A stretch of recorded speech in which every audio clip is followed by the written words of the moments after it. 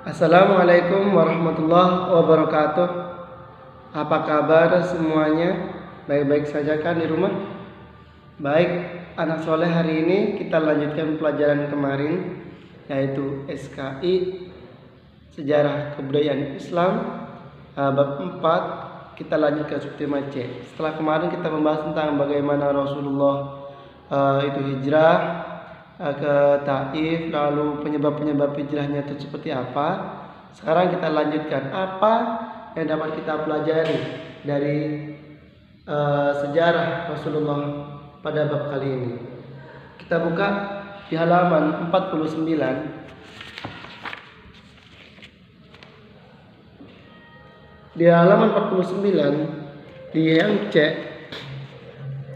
di situ dijelaskan meneladani kesabaran Nabi Muhammad SAW dalam peristiwa hijrah ke Taif. Nah, anak soleh semuanya,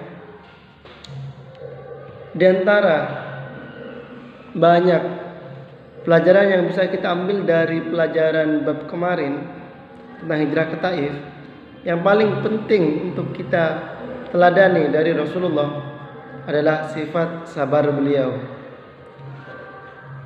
C. Meneladani kesabaran Nabi Muhammad SAW dalam peristiwa hijrah ke Taif. Nabi Muhammad SAW merupakan suri tauladan yang baik bagi semua umatnya. Salah satu sikap beliau yang perlu diteladani yaitu kesabarannya. Beliau senantiasa bersikap sabar dan tabah dalam menghadapi cobaan dan rintangan. Bahkan ketika mendapatkan penganiayaan dari penduduk Taif, beliau tetap sabar dan tabah. Sabar merupakan salah satu sifat terpuji yang diperintahkan oleh Allah Subhanahu wa taala. Berikut ini firman Allah Subhanahu wa taala yang menjelaskan hal tersebut dalam surah Ali Imran. A'udzu billahi minasyaitonir rajim. Bismillahirrahmanirrahim. Ya ayyuhalladzina amanu isbiru warabiru warabitu wattaqullaha la'allakum tuflihun. Wahai orang-orang yang beriman, bersabarlah kamu dan kuatkanlah kesabaranmu, dan tetaplah bersiap siaga di perbatasan negerimu, dan bertakwalah kepada Allah agar kamu beruntung. Surah Al Imran ayat ke-200. Selanjutnya Allah berfirman dalam surah Al-Baqarah ayat ke-153, A'udzu billahi minasyaitonir rajim. Bismillahirrahmanirrahim. Ya ayyuhalladzina amanu ista'inu bis-sabri was-salah innallaha ma'as sabirin. Wahai orang-orang yang beriman, mohonlah pertolongan kepada Allah dan sabar serta salat. Sungguh Allah beserta orang-orang yang sabar. Surah Al-Baqarah ayat 153. Baik anak soleh semuanya, dua ayat ini menjelaskan bagaimana Allah menyukai pada orang-orang yang sabar. Sabar, apa itu artinya sabar? Sabar artinya tahan terhadap cobaan, tahan terhadap rintangan, tahan terhadap penderitaan yang sedang kita terima. Orang yang sabar akan mampu menahan diri dan tidak pernah putus asa. Kalau kita sabar menghadapi apa yang kita sedang terima sekarang, apa yang sedang menimpa kepada kita sekarang, insya Allah orang-orang yang sabar itu pasti tidak akan pernah mudah putus asa.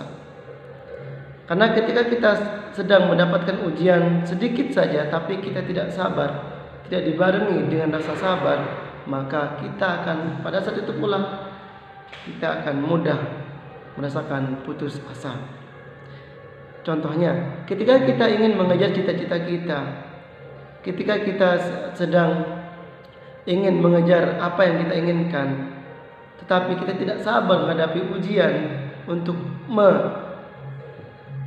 menyampaikan terhadap tujuan kita tersebut, niscaya saat itu kita akan putus asa.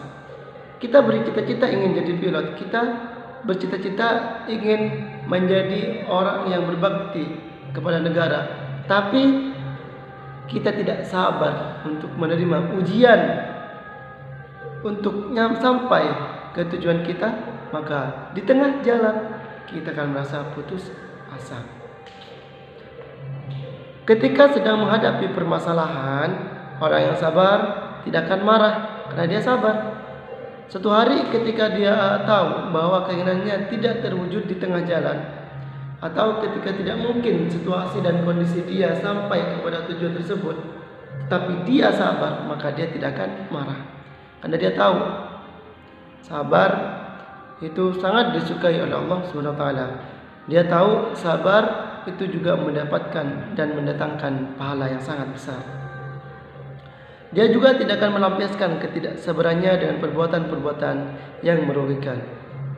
Orang-orang yang sabar biasanya tidak akan melampiaskan semua hal-hal yang tidak bisa dia dapatkan dengan melakukan sesuatu yang diharapkan oleh Allah. Contohnya, ketika kita tidak bisa mendapatkan cita-cita kita tidak mendapatkan sesuatu yang kita inginkan, lalu kita untuk mewujudkan hal tersebut akhirnya kita melaksanakan dengan cara mencuri, dengan cara korupsi, atau dengan cara mengambil hak orang lain tanpa izin. Nah, itu sama saja merupakan contoh orang yang tidak sabar. Allah Subhanahu wa taala memberikan cobaan atau penderitaan kepada hambanya, bukan berarti Allah benci kepada dia, tapi itu merupakan rahmat dan kasih sayang Allah terhadap makhluknya. Pintar. Kenapa Allah memberi cobaan dan ujian kepada kita semua? Kenapa Allah memberi ujian dan cobaan kepada setiap makhluk? Karena Allah itu sayang kepada kita, bukan berarti Allah itu membenci kita. Karena Allah itu sayang kepada kita. Allah itu ingin memberikan tes kepada kita. Mampukah kita sabar terhadap apa yang kita inginkan? Mampukah kita sabar terhadap ujian-ujian yang telah Allah berikan untuk sampai kepada tujuan kita? Kalau kita lulus, maka kita akan naik ke tahap selanjutnya.